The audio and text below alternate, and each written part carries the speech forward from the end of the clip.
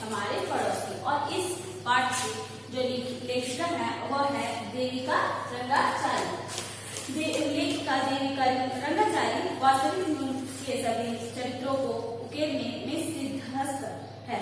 इस कहानी में गणित के अध्यापक जैसे कठोर चरित्र और पड़ोसी के रूप में पड़ोसी धर्म निभाने वाले चरित्र को एक साथ चित्रित किया गया है।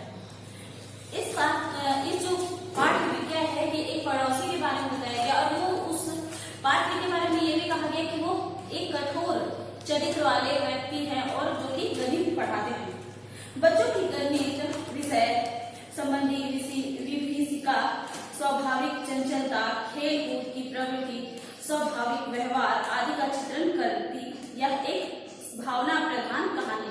इस कहानी में मतलब गणित विषय के बारे में या स्वाभाविकता कि गणित को कैसे बच्चे पढ़ते हैं या नहीं पढ़ते हैं, कैसा उनका स्वभाव होता है, गणित के विषय के बारे में सोचते, खेल कूद की प्रवृत्ति के बारे में, स्वाभाविक व्यवहार के बारे में, ये सब इसमें वर्णन किया गया है और इसी में लेखिका इसका वर्णन करती है। अब पढ़िए पाठ का परिचय। मनुष्य एक सामाजिक प्राणी है। समाज में उसकी सारी आवश्यकताएं पूरी होती है, इसलिए समाज से अलग रहकर सामान्य जीवन व्यतीत नहीं किया जा सकता। हम लोग एक सामाजिक प्राणी हैं और हम लोग अगर चाहेंगे भी तो औरों से अलग रहकर अपना जीवन नहीं जी सकते और हम लोग सभी एक समाज में रहकर ही जीवन जी सकते हैं। समाज में जो लोग हमारे घर के आसपास रहते हैं उन्हें पड़ोसी की संज्ञा दी जाती है। पड़ोसी मिलनसार और अच्छे स्वभाव के हों तो वे एक दूसरे के दुख सुख में काम आ सकते हैं। हम उनके साथ अपने सुख दुख को साझा कर सकते हैं। समाज में रहने के साथ साथ हम लोग के आसपास में जो लोग रहते हैं, हमारे घर के आसपास में जो वो क्या कहलाते हैं, पड़ोसी कहलाते हैं। उनको उस नाम से ही जानते हैं कि ये हमारे पड़ोसी हैं। और पड़ोसी अगर हमारे घर के आसपास के जो पड़ोसी है अगर वो मिलनसार हो, अच्छे स्वभाव के हो तो हमारा जीवन भी अच्छा होता है। एक दूसरे से सभी अपना दुख बांटते हैं, सुख बांटते हैं और फिर एक दूसरे के साथ अपने बातों को साझा करते हैं।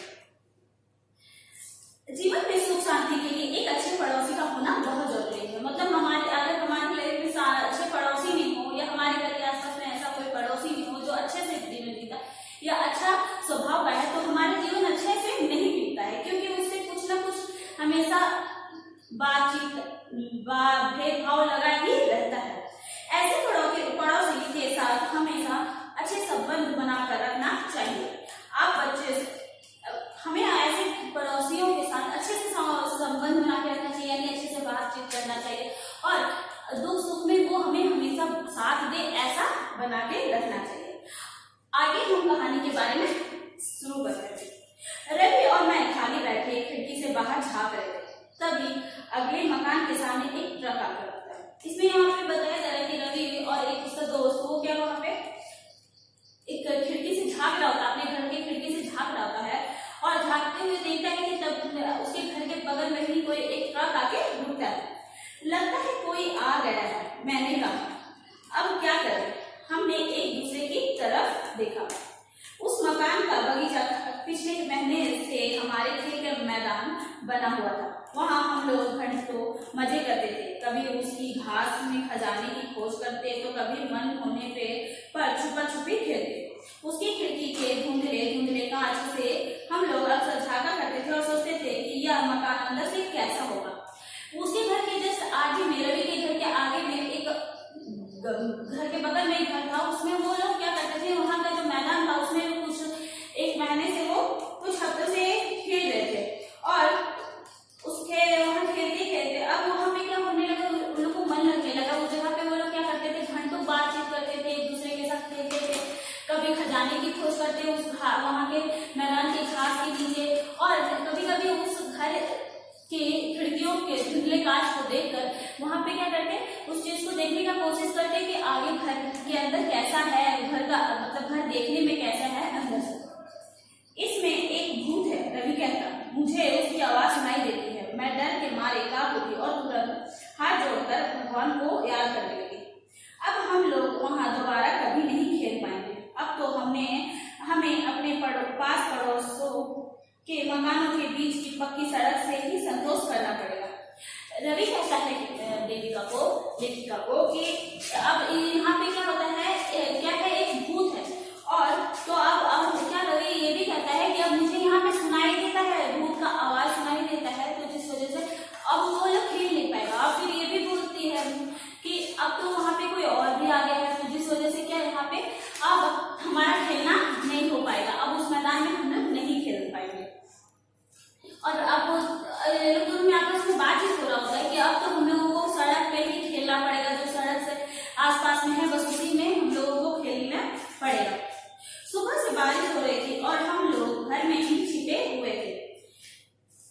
देखो वे हर तरफ फिसलते फिर रहे हैं। रवि ने जबरदस्ती हंसाने की कोशिश की। क्या हो रहा है कि सुबह वहां पे बारिश हो रहा था, जिससे वहां पे लोग मतलब सभी लोग घर में ही घर के अंदर ही थे। और इसी पे लेखिका कहती है, रवि कहता है लेखिका से कि देखो हर तरफ सभी लोग इधर से उधर हो रहे हैं और उसको लेखिका को फंसाने की कोशिश कर रहे हैं। हाँ वही है, रवि ने धीरे से कहा, हे भगवान। हम लोग जड़वत खड़े अपने गणित के अध्यापक को देख रहे थे, जो हमारे स्कूल के आतंक थे। क्या होता है, वो अचानक से आगे देखता है रवि और बोलता है कि देखो वहां पे कौन है, वो कौन है। और फिर धीरे से बोलता है, हे भगवान, ऐसे मनाता है। और तभी तो वो लोग दोनों क्या देखते हैं कि उसके जो विद्यालय के जो गणित के शिक्षक है वो साक्षात वहां पे उस घर के पास खड़े हैं, उसके पड़ोस में। और इसको ये दोनों अपने निगाहें छिपाने के लिए मजबूर करते थे, मतलब ये दोनों अपनी निगाहें छिपाने लगते कि बस उसको जो उसके गणित शिक्षक है वो ना देख सके। वे ठीक बगल के ही घर में है। मैंने दोहराया, बताओ अब हम क्या करें। हमने अपने मम्मी पापा को बताया। उन लोगों को तो हमसे बिल्कुल ही सहानुभूति नहीं थी।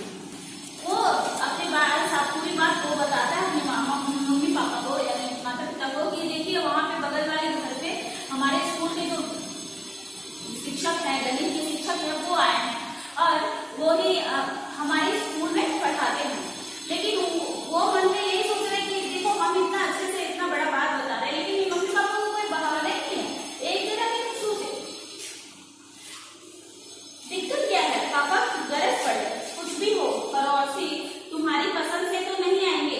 उसके पापा बोलते हैं, गरजते हैं कि दिक्कत क्या है, अब तुम्हारे पसंद से तो कोई आएगा नहीं, तो वहां पे तो अपने पसंद के लोग आएंगे, जिसको जाना होगा वही आएगा। जब तुम लोगों को जरूरत पड़े तो उनसे मदद भी ले सकते हो। हमारी माँ खुश होकर बोली, गणित में तुम लोगों को हमेशा दिक्कत आती रही है, अब तुम्हारी समस्या हल हो गई। वो कहता है कि उसकी माँ कहती है कि अब तो अच्छा हो गया, तुम्हारे घर के बगल में, हमारे घर के बगल में तुम्हारे स्कूल के ही अपने तुम्हारे विद्यालय के ही गणित के शिक्षक आ गए, और वैसे भी तुम लोगों को हमेशा गणित में दिक्कत आती है, तो अच्छा है तुम कभी भी अगर चाहो तो उनसे पूछ सकते हो और तुम्हारी हर समस्या का भी हल हो जाएगा। रवि और मैंने एक दूसरे की ओर देखा और आंखें भर कर रह गए। रवि और जो लेखिका है वो क्या एक दूसरे को देखते और बस मम्मी का बात सुनकर शांत रह जाती है, बोलती है हाँ हाँ। इसके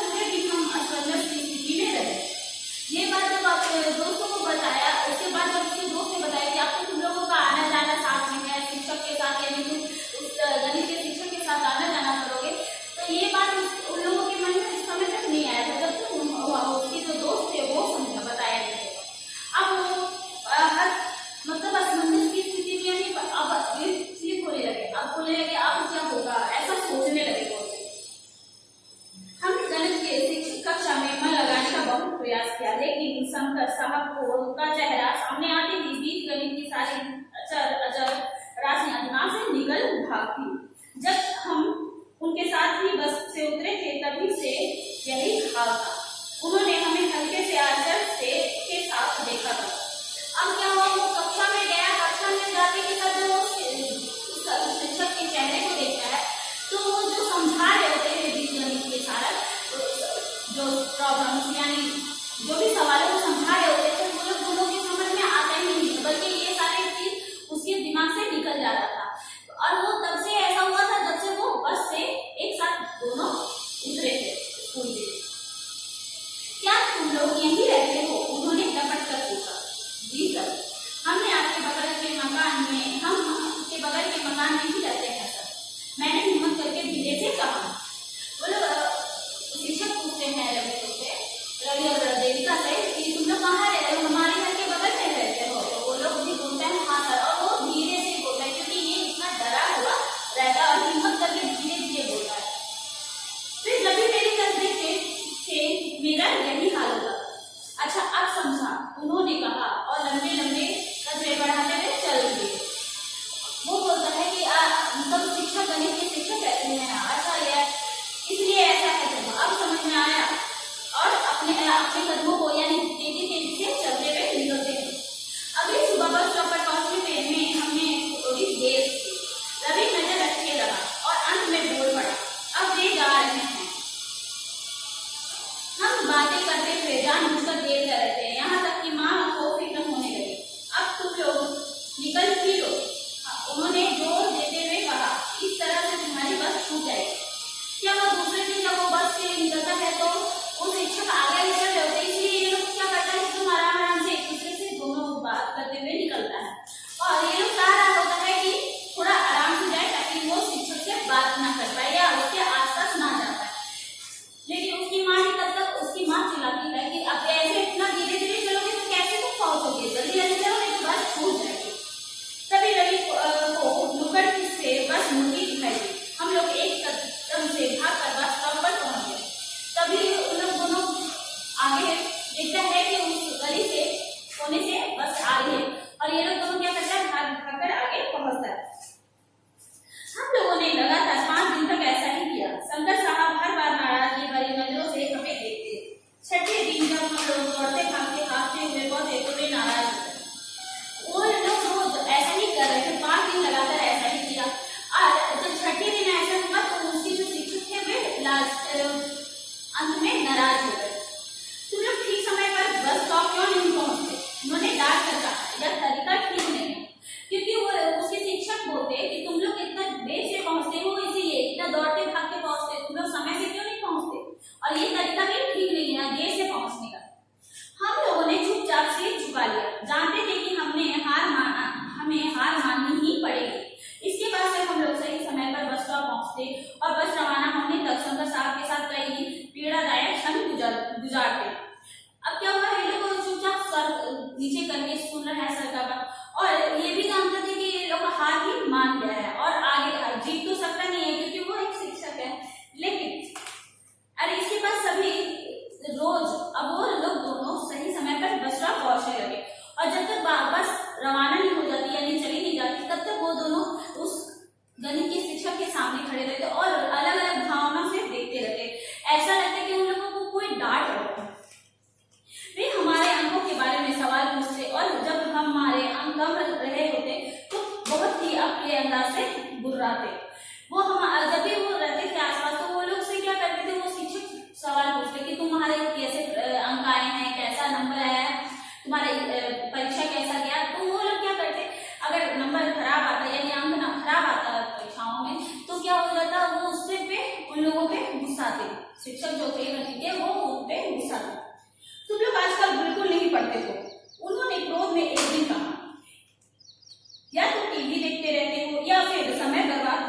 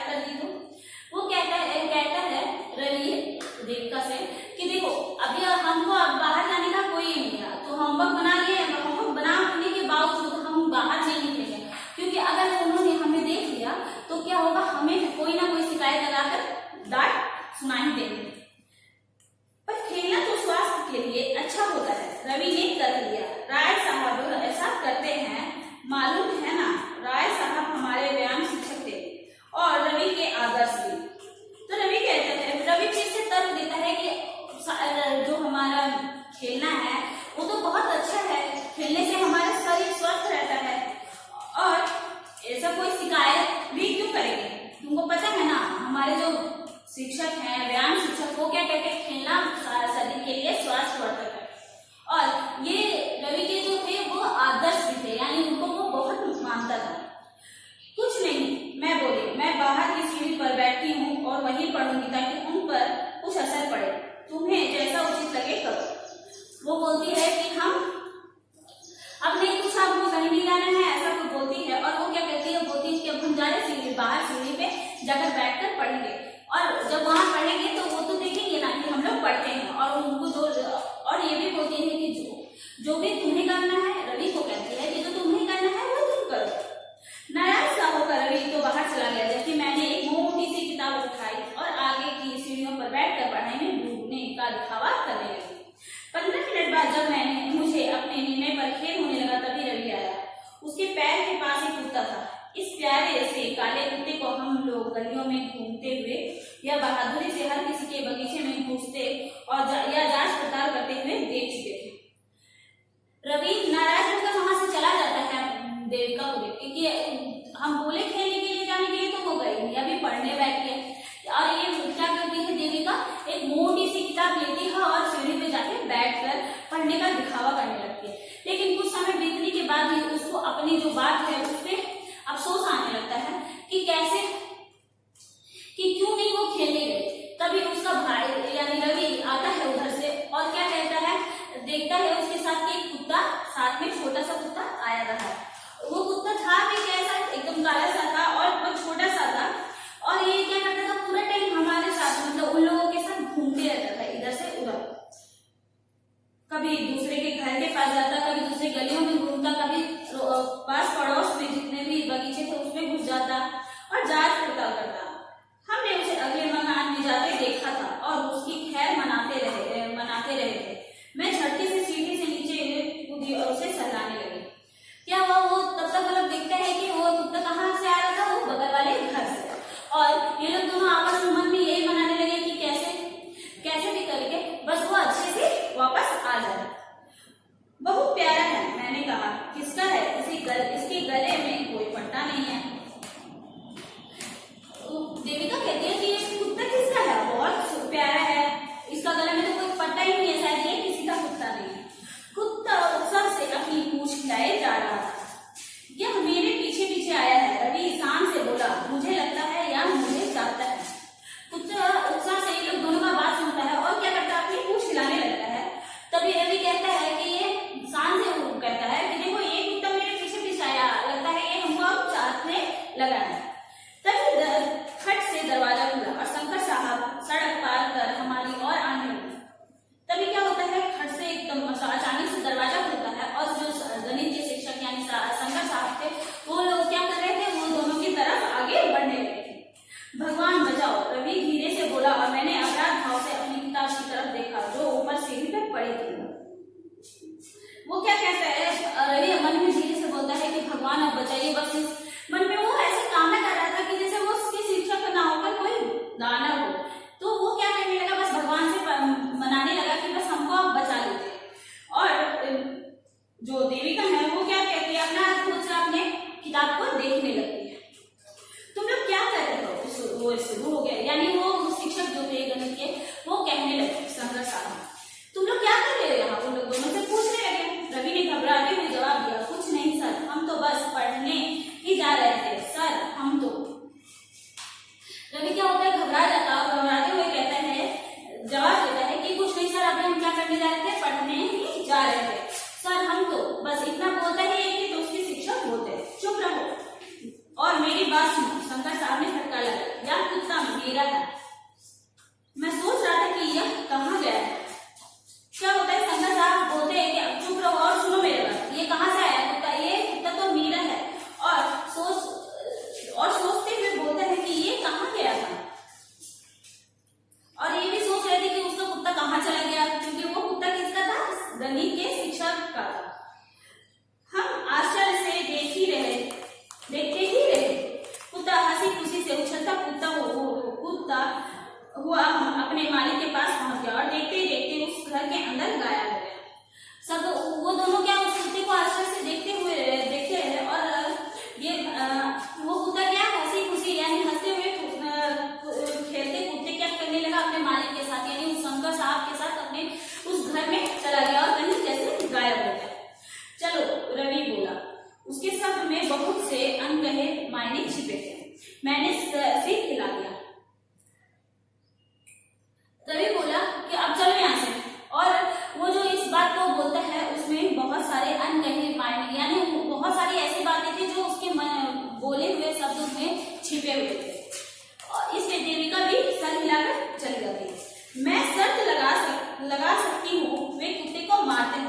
मैंने कहा, उनको रोकने टोकने वाला तो कोई है नहीं, कोई आश्चर्य नहीं जो कुत्ते की आप हमें उदासी छाई है।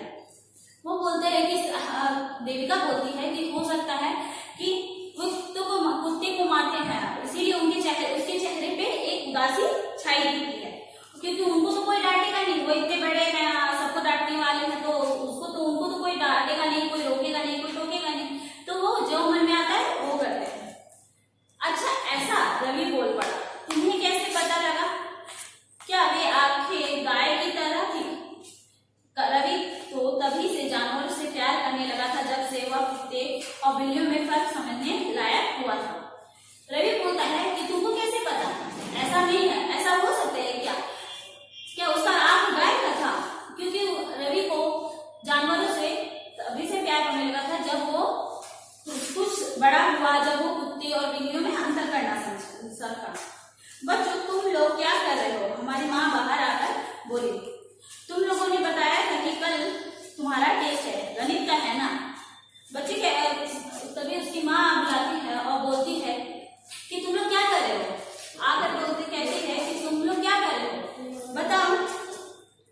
तो तुम लोग तो कल बताया था ना कि आज मतलब कल आने वाले कल में मेरा परीक्षा है, टेस्ट है, और वो भी किस सब्जेक्ट का है, यानी किस विषय का है? गणित के विषय का।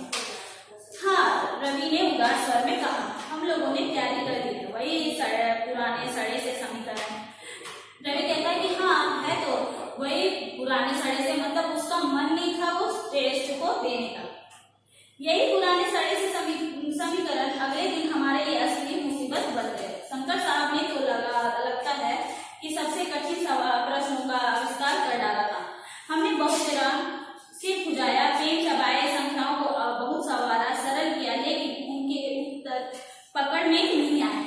क्या हुआ? यही जो कल तक उसके लिए सारे पुराने समीकरण थे, वही क्या हो रहा था, जिस समय परीक्षा थी यानी टेस्ट चल रहा था, उसके उन दोनों के मन में आ ही नहीं रहा था कि उसका सवाल का जवाब कैसे लिखे। इतना कोई प्रश्न उसका कठिन था, उनके आविष्कार लग रहा था जैसे उसके शिक्षक ने ही किया है।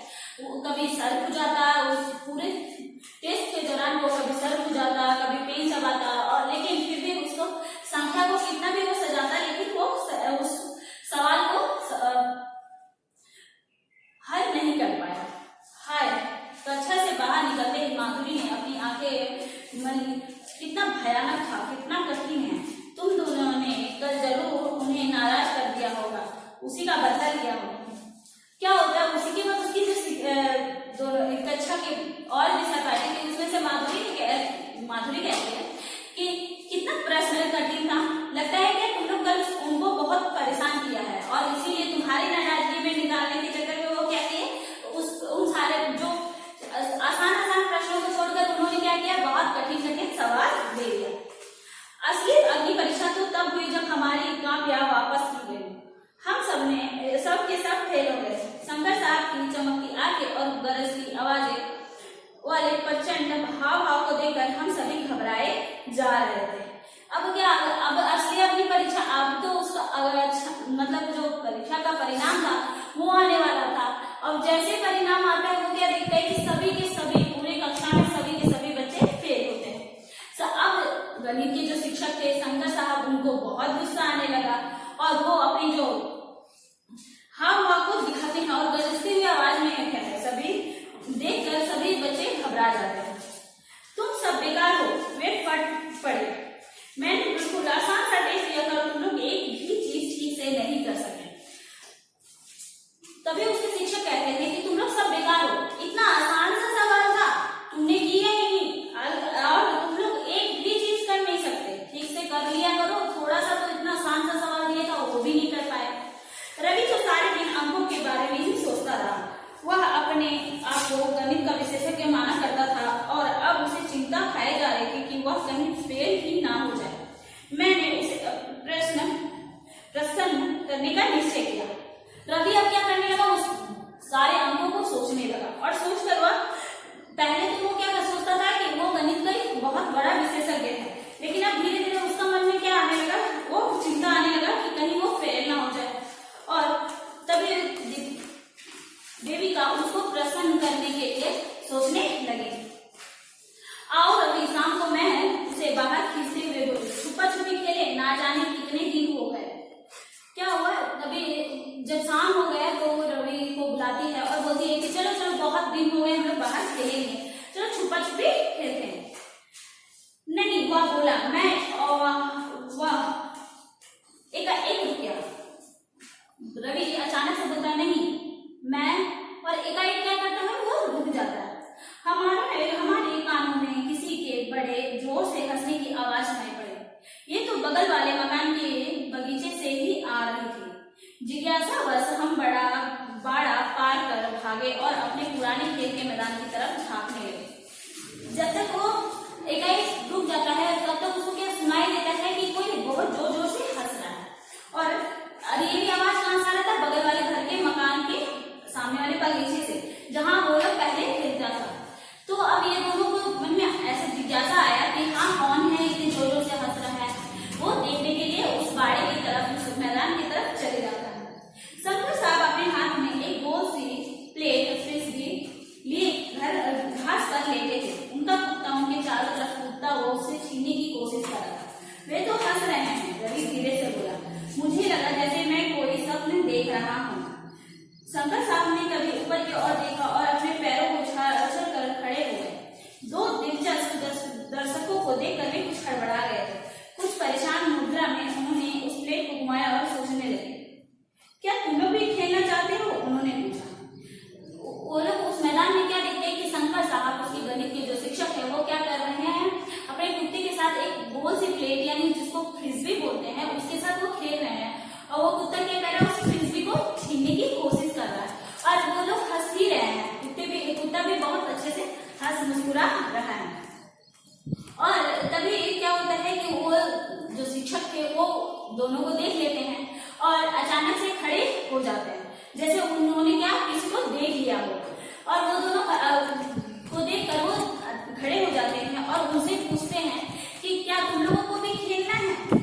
रवि मेरी अपेक्षा थोड़ी जल्दी होश में आ गया।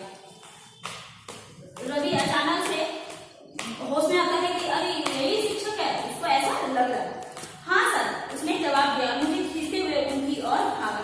कुत्ता दौड़कर हमारे पास आया और हमारे हाथ चाटने लगा। क्या हुआ, तभी रवि अचानक से जोर से एकदम बोलता है कि हाँ हाँ हाँ, हमको भी खेलना है। और उस देविका को लेके साथ में उस कुत्ते की तरफ भागता है और कुत्ते के पास आकर उसके कुत्ता जो होता है वो क्या करता है, उसके पास आकर उसका हाथ चाटने लगता है। ट्रिको, तुम्हें चाहता है, शंकर साहब बोले। वो शंकर साहब बोले कि उस कुत्ते का नाम क्या रहता है, ट्रिको रहता है। वो बोलते कि ट्रिको तुमको चाहता है। ट्रिको, मैंने साहस करके पूछा।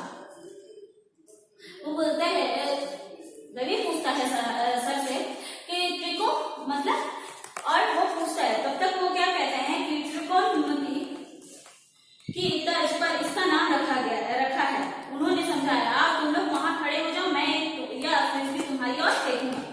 वो बोलने लगे कि हाँ, इसका नाम हम क्या किए हैं, त्रिकोणमती के नाम से ही उसका नाम रखे हैं ट्रिको। और आओ तुम लोग क्या करो, यहाँ पे खड़े हो जाओ, तो तुम लोग की तरफ हम क्या करेंगे, वो फ्रिस्बी फेंकेंगे। 1 घंटे बाद हम अपनी किताब लाने के लिए अपने घर की ओर भाग रहे थे। तुम लोग कहाँ जा रहे हो, माँ ने पूछ लिया।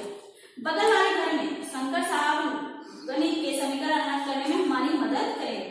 1 घंटे बाद जब वो लोग खेल लिया तो उसके बाद क्या होता है, वो रवि और देविका क्या करते हैं, वो अपनी किताब लेते हैं और वो क्या करते हैं, भागते हुए बाहर निकल आते हैं घर से।